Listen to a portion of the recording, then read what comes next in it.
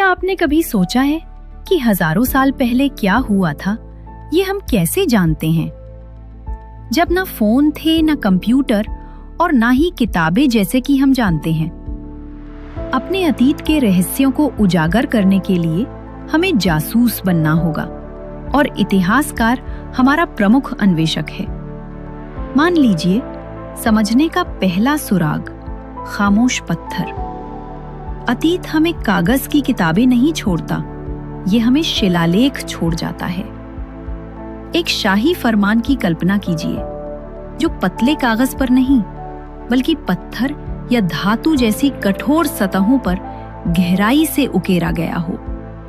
ये लेख अशोक के प्रसिद्ध शिलालेखों की तरह लगभग अमर हैं। हम इन्हें शिलालेख कहते हैं। ये हमें राजाओं, युद्धों और कानूनों के बारे में बताते हैं, प्राचीन शासकों के सीधे संदेश।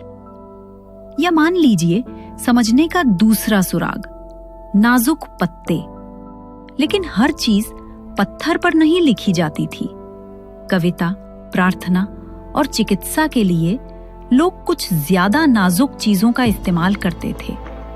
पांडुलिपियां, ये हस्तलिखित ग्रंथ होते थे, अक्सर ताड़ के पत्तों या संटी के पेड़ की छाल पर। चूंकि वे नाजुक थे, इसलिए उनमें से कई कीड़ों या जलवायु के कारण नष्ट हो गए। एक संपूर्ण संरक्षित पांडुलिपि ढूंढना ज्ञान के छिपे हुए खजाने को ढूंढने जैसा है। इतिहासकार इन सुरागों को एक साथ जोड़ता है, शिलालेखों से प्राप्त ठोस तथ्य और पांडुलिपियों से प्राप्त कोमल सांस्कृतिक विवरण। हम इन सभी खोजों को कैसे क्रम में रखते हैं? एक समय रेखा के साथ। जब हम इतिहास की बात करते हैं तो हम दो सरल शब्दों का प्रयोग करते हैं, ईसा से पहले। हम जितना पीछे जाते हैं, संख्या उतनी ही अधिक होती जाती है। उदाहरण के लिए, सिंधु घाटी सभ्यता लगभग 2500 ईसा पूर्व फली फूली।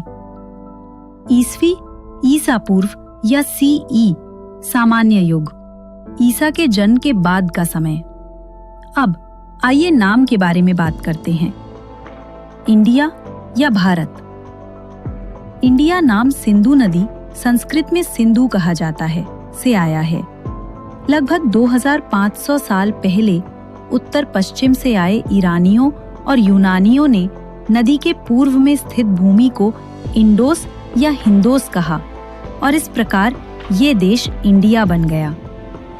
दूसरा नाम भारत उत्तर पश्चिम में रहने वाले लोगों के एक समूह द्वारा प्रयुक्त एक शब्द था, जिसका उल्लेख सबसे प्राचीन ऋग्वेद में मिलता है। समय के साथ ये नाम पूरे देश में फैल गया। शिलालेखों को खोजकर, पांडुलिपियों का अनुवाद करके और अपनी समय रेखा पर घटनाओं का खाका खींचकर हम खामोश खंडहरों और धूल भरी लिपियों को एक जीवंत कहानी में बदल देते हैं। यही इतिहास का जादू है और इसी तरह हम अपने अतीत की यात्रा शुरू करते।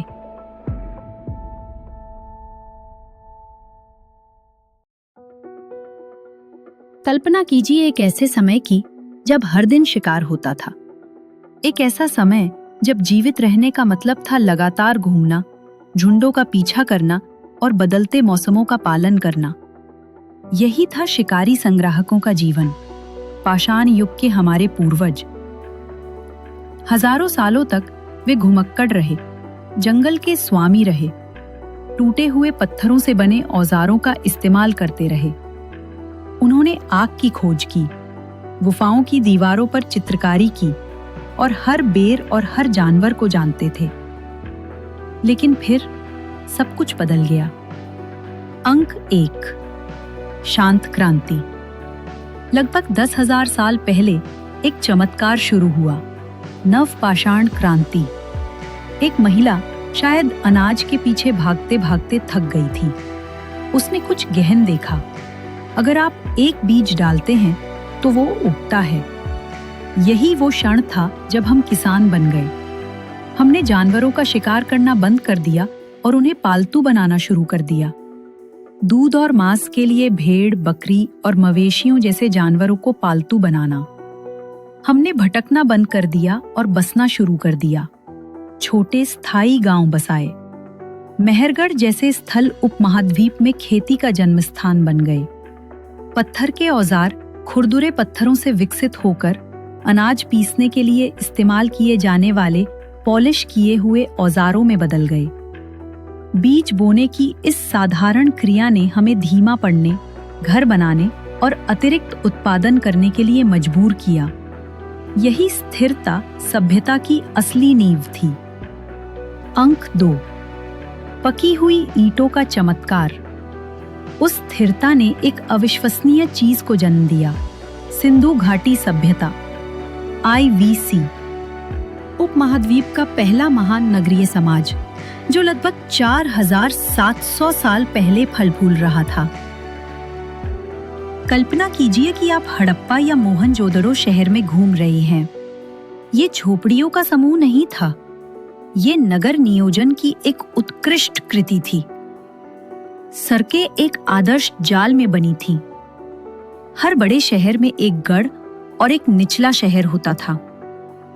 सबसे क्रांतिकारी, विशाल स्नानागार और एक अविश्वसनीय ढकी हुई जल निकासी व्यवस्था। इंजीनियरिंग की एक ऐसी उपलब्धि जिसकी 1000 सालों में कोई बराबरी नहीं। यहाँ के लोग सिर्फ किसान नहीं थे, वे कारीगर, व्यापारी और वास्तुकार भी थे। वे व्यापार के लिए रहस्यमयी मोहरों का इस्तेमाल करते थे और ऐसी लिपि लिखते थे जिसे हम आज भी पूरी तरह से समझ नहीं पाए हैं। वे अपनी बहुमूल्य वस्तुओं, मसालों, मोतियों और सोने का व्यापार सुदूर मेसोपोटामिया के साथ करते थे। ये व्यवस्था और परिष्कार का स्वर्णिम युग था, जो दुर्भाग्य से लगभग 3900 साल पहले लुप्त हो गया और इतिहास के सबसे बड़े रहस्यों में से एक को पीछे छोड़ गया। अंक 3, शब्दों की दुनिया। जैसे जैसे सिंधु घाटी के शहर लुप्त होते गए, दंगा के मैदानों में एक नए समाज का उदय हुआ। ये वो युग था जिसे ईंटों ने नहीं बल्कि शब्दों ने आकार दिया था। ये प्रारंभिक वैदिक काल है, जिसका नाम वेदों, विशेष रूप से ऋग्वेद, जो दुनिया का सबसे प्राचीन पवित्र ग्रंथ है, के नाम पर रखा गया है। ये समाज शुरू में पशुपालक, मवेशियों पर निर्भर था, जो निश्चित क्षेत्रों के बजाय शक्तिशाली जनजातियों के इर्द गिर्द केंद्रित था। लोगों ने खुद को व्यवसाय या कौशल के आधार पर समूहों में संगठित किया। पुजारी, ब्राह्मण, शासक, राजा और आम लोग, राजन, मुखिया, शुरू में एक योद्धा होता था जिसे लोग उसकी बहादुरी के लिए चुनते थे, न कि वंशानुगत उत्तराधिकार के आधार पर। भारत का परिदृश्य ही बदल रहा था। धीरे धीरे लोहे के औजारों के आगमन ने लोगों को गंगा घाटी के घने जंगलों को साफ करने में मदद की, जिससे शक्तिशाली राज्यों या महाजन पदों के लिए जमीन तैयार हुई, जो जल्द ही पूरे मानचित्र पर छा गए। और इस तरह कुछ 1000 वर्षों में ही उपमहाद्वीप में मानवता भोजन की तलाश से लेकर पवित्र स्तोत्रों की रचना तक, गुफाओं में रहने से लेकर दुनिया के पहले नियोजित शहरों के निर्माण तक पहुंच गई। यही महान छलांग है, वह अविश्वसनीय आधार जिस पर संपूर्ण प्राचीन भारतीय इतिहास टिका है। साम्राज्यों का जन्म, कबीलों से सिंहासनों तक।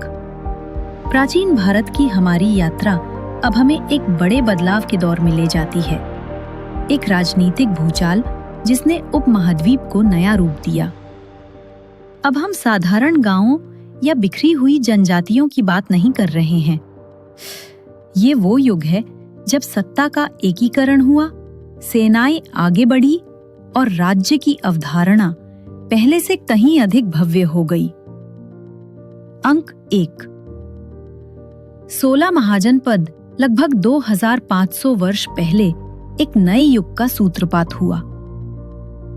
पहले हमने जिन छोटी छोटी जनजातीय बस्तियों को देखा था वे आपस में मिलने लगी, बढ़ने लगी और अक्सर आपस में टकराने लगी, जिससे महाजन पदों के रूप में जाने जाने वाले शक्तिशाली राज्यों का उदय हुआ। इन्हें महान राज्य समझें। उत्तर भारत में फैले 16 राज्य थे, किलेबंद राजधानियां। ये केवल गांव नहीं थे, इनकी पाटलिपुत्र, कौसंबी और राजगृह जैसी भव्य किलेबंद राजधानियां थीं। लकड़ी, ईंट या पत्थर की दीवारें इन शक्ति केंद्रों की रक्षा करती थीं।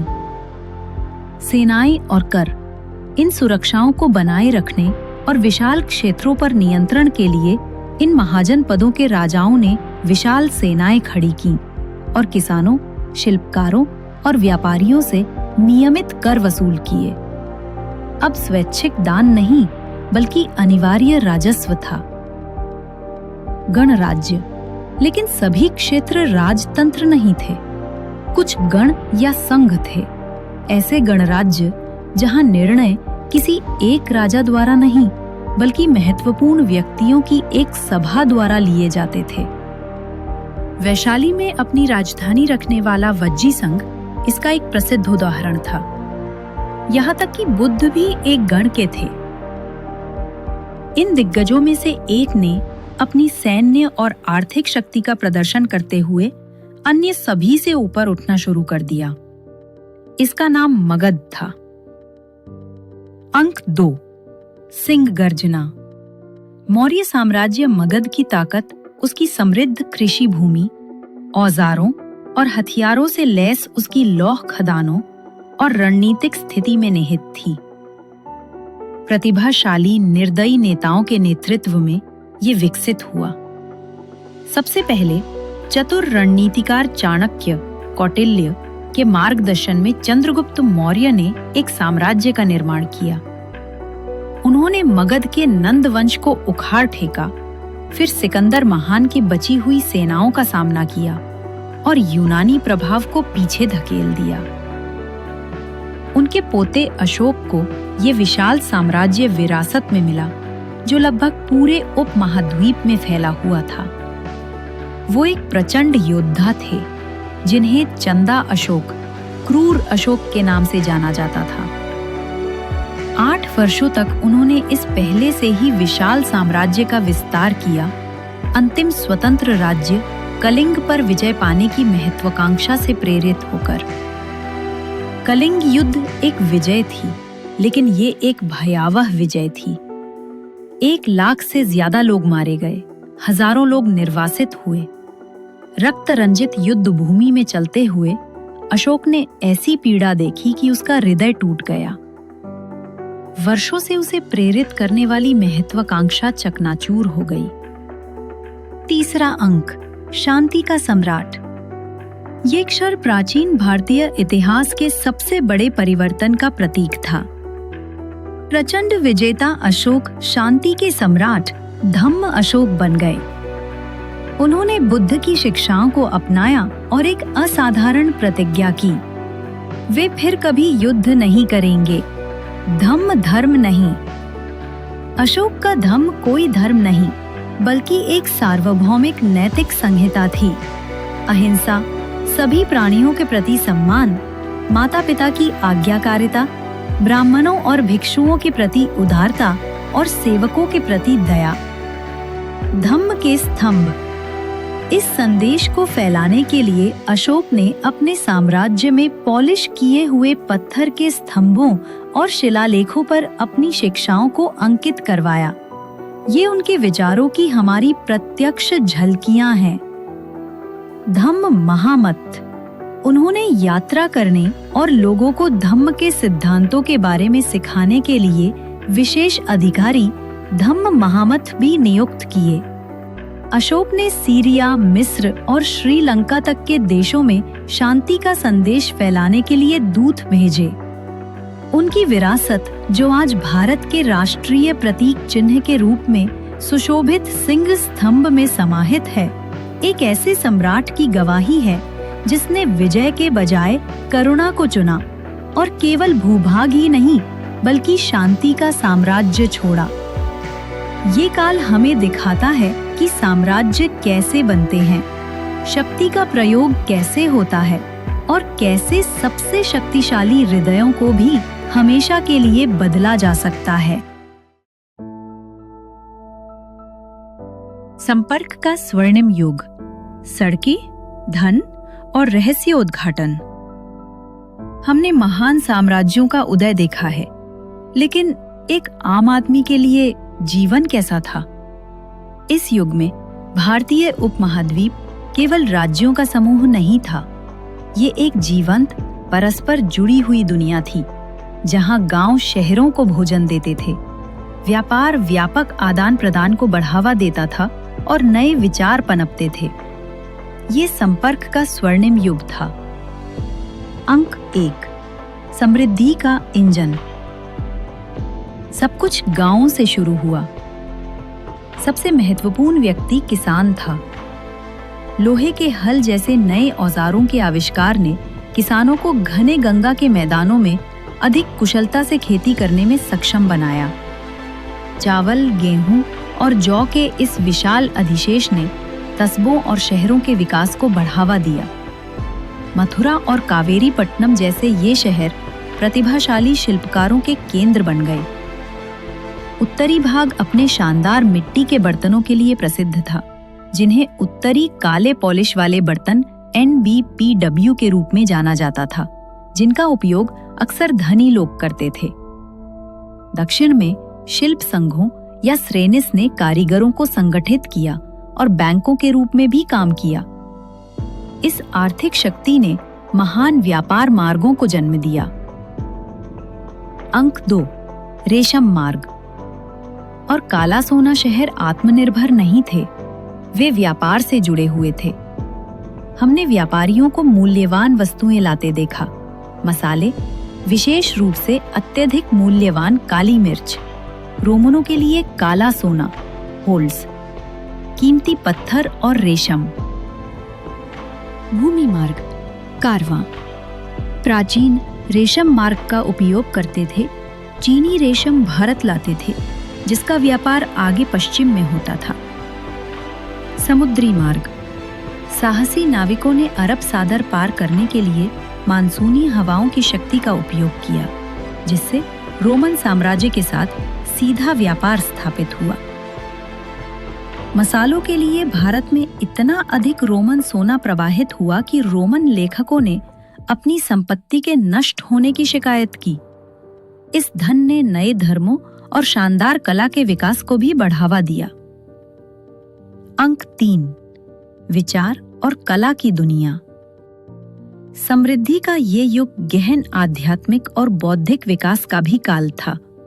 बौद्ध धर्म और जैन धर्म फलते फूलते रहे, जिससे भिक्षुओं और भिक्षुणियों के लिए विस्तृत स्तूपों और शैल निर्मित गुफाओं के निर्माण की प्रेरणा मिली। सांची और अमरावती जैसे स्थान कला और तीर्थ यात्रा के केंद्र बन गए। शिव, विष्णु और दुर्गा जैसे हिंदू देवताओं को समर्पित पहले मंदिरों का निर्माण शुरू हुआ। साहित्य और विज्ञान का विकास हुआ। दुनिया ने रामायण और महाभारत जैसे महाकाव्यों की रचना देखी। आर्यभट्ट जैसे वैज्ञानिकों ने खगोल विज्ञान और गणित में क्रांति ला दी। पाई का मान निर्धारित किया और शून्य की अवधारणा की नींव रखी। ये केवल प्राचीन इतिहास ही नहीं था, ये आधुनिक विचार, वैश्विक व्यापार और परिष्कृत कला का जन्म स्थान था। ये केवल प्राचीन इतिहास ही नहीं था, ये आधुनिक विचार, वैश्विक व्यापार और परिष्कृत कला का जन्म स्थान था। यह हमें दिखाता है कि सच्ची सभ्यता केवल विजय के बारे में नहीं है, बल्कि संबंधों के बारे में है। कैसे किसानों, व्यापारियों, भिक्षुओं और वैज्ञानिकों ने मिलकर भारत को प्राचीन दुनिया के सबसे गतिशील केंद्रों में से एक बनाया।